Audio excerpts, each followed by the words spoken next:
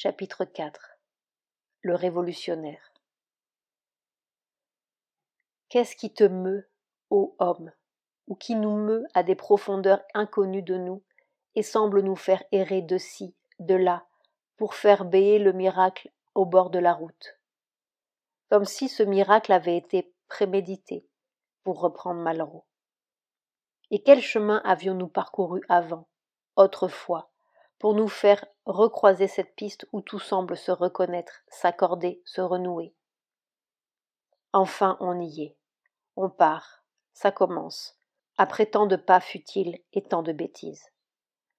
Je ne cesserai jamais de m'étonner de cette trajectoire presque foudroyante qui, à peine sortie de cet écroulement humain, me conduisit d'abord au pied du Sphinx, devant la vieille énigme ensablée, puis à ce miracle béant, Sri Aurobindo.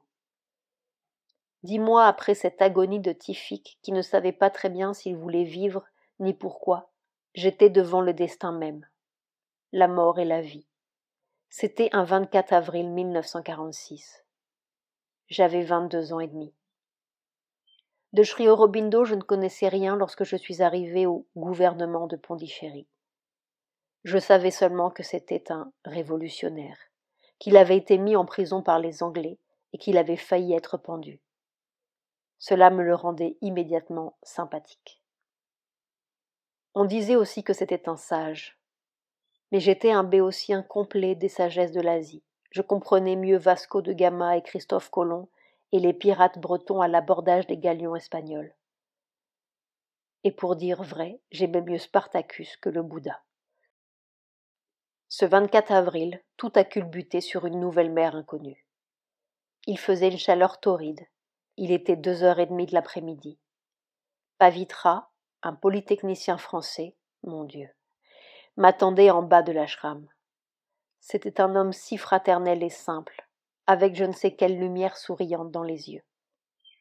Il m'a fait grimper un petit escalier étroit où se pressait la file des disciples, puis un palier, et cette chambre, complètement silencieuse. On pourrait presque dire solidement silencieuse, tendue de drap blanc. Au fond, il y avait 2 êtres assis. Un peu comme un automate, je me suis approchée. J'ai joint les mains à la manière indienne, comme si on m'avait dit de le faire. Il y avait lui, presque écrasé de puissance immobile.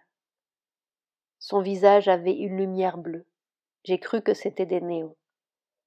Il m'a regardé. C'était si vaste. Oh, plus vaste que tous les sables d'Égypte, plus doux que toutes les mers. Et tout a culbuté dans je ne sais quoi. 3 secondes.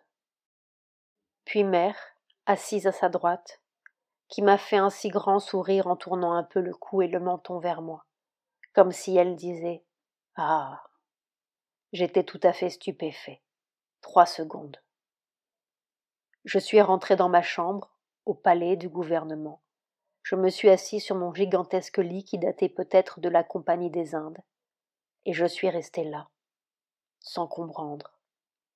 Pas plus que je n'avais compris la vallée des rois, ni Thèbes. C'était un autre monde. Ça vibrait, comme quelque chose qui s'enfonce très loin, au-delà des horizons, et puis on ne sait plus. On ne sait plus rien. Je savais seulement que c'était quelque chose pour toujours. 3 secondes pour toujours. Un être, unique, comme je n'en rencontrerai plus. Un être.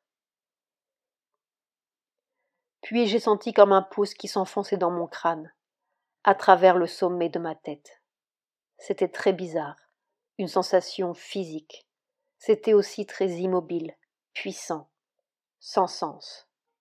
Rien n'avait de sens. Et pourtant je ne me suis jamais senti aussi vivant que ce jour-là. On est très pauvre pour dire ce que l'on a dans le cœur. On est toujours obligé de se servir d'une sorte de truc circonvolué qui fait toutes sortes de détours. Quand donc parlera-t-on en musique ? J'étais tellement ébranlé, incompréhensiblement ébranlé, que je me suis jeté sur tout ce que je pouvais trouver de Sri Aurobindo dans mon mauvais anglais. des opuscules, des lettres, des bouts d'articles, quelques conversations transcrites.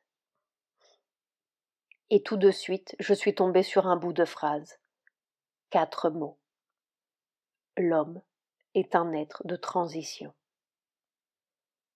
Cela a fait une sorte de révolution dans ma tête, dans mon cœur, dans ma vie. N'est-ce pas, j'aurais pu ne jamais savoir que la Terre était ronde. J'aurais pu ne jamais savoir qu'elle tournait autour du Soleil, ni la pomme de Newton, ni tout le Bataclan scientifique et éclairé, que cela n'aurait rien changé à ma vie, essentiellement. J'aurais seulement navigué sur de plus jolis voiliers et des mers pas plus certaines. Mais que l'homme soit un être de transition, c'était une formidable nouvelle. On peut naviguer avec des portulans et un astrolabe, ou même le nez au vent. Mais peut-on naviguer avec la mort dans le cœur ? Le cœur des hommes est plein de morts, et ils la sèment partout. Bien sûr, j'avais lu Lamarck, du moins ce que l'on en dit dans les bouquins de philo, et cela m'avait passionné. Mais je n'aurais jamais imaginé que cette espèce triomphante n'était qu'un chaînon, une sorte de babouin supérieur, et qu'on allait passer à autre chose. Cette autre chose, mon cœur criait pour la trouver, et pas dans les cieux, pas dans les bibles d'un genre ou d'un autre, mais dans mon corps, ce corps meurtri, bafoué, que l'on avait chargé de fausses connaissances comme une mule, d'impératifs religieux et scientifiques, et que sais-je, tout cela pour débarquer dans une horreur humaine. Alors tout d'un coup, c'était si évident. Mon astrolabe piquait droit sur cette étoile. D'un coup, tous ces carnassiers humains, que l'on me pardonne, me semblaient, une étape, un interlude douloureux et fécond, formidablement fécond, puisqu'on allait quelque part, enfin. Cet être que j'avais vu, ce Sri Aurobindo si dense, poignant, comme écrasé de puissance, comme les piliers de Luxor avec un regard, immense. Cet être-là ne pouvait pas raconter des balivernes philosophiques. Il savait. Il savait le chemin. Il y avait un chemin. C'était une formidable nouvelle, comme la première nouvelle de ma vie. Puis j'ai lu encore. C'était juste dans les premières pages des conversations du soir, notées par un vieil homme si chaleureux et dynamique, un révolutionnaire aussi, Abbé Purani, que j'avais rencontré dans la rue. C'était encore un âge où des Socrates indiens vous interpellaient dans la rue. « Ô homme, où vas-tu » Justement, où allons-nous ? Ces premières pages contenaient une autre nouvelle, ou une déclaration plutôt, qui n'était pas celle des droits de l'homme, mais de son boulot, plutôt son boulot humain. Nous sommes des ouvriers, n'est-ce pas, avant toute chose, nous sommes là pour œuvrer. À quoi ? Nous sommes des découvreurs, n'est-ce pas ? Mais pour découvrir quoi ? Et nous nous révolterons, et nous mourrons, sauvagement ou non, collectivement ou dans notre peau, jusqu'à ce que nous ayons découvert l'œuvre à faire et le but de notre espèce. Or, voici ce que disait Sri Aurobindo à ce vieux révolutionnaire de Purani, qui devait être fort jeune à l'époque, peut-être comme moi. Il ne s'agit pas de se révolter contre le gouvernement britannique. N'importe qui peut le faire aisément. Il s'agit en fait d'une révolte contre la nature universelle tout entière. Cela devenait un défi très intéressant. Qu'en aurait dit Spartacus ou Lénine ? On peut tourner des révolutions indéfiniment qui ne révolutionnent rien, qui remettent seulement les mêmes éléments dans le même pot, d'où il ne sortira finalement que ce que nous avions mis dedans. Et justement, il ne semble en sortir finalement que des petits hommes voraces et des inventions de plus en plus monstrueuses pour rassasier cette voracité insatiable. Toutes nos révolutions dégringolent ou finissent dans la crasse parce que nous n'avons pas fait cette seule révolution-là.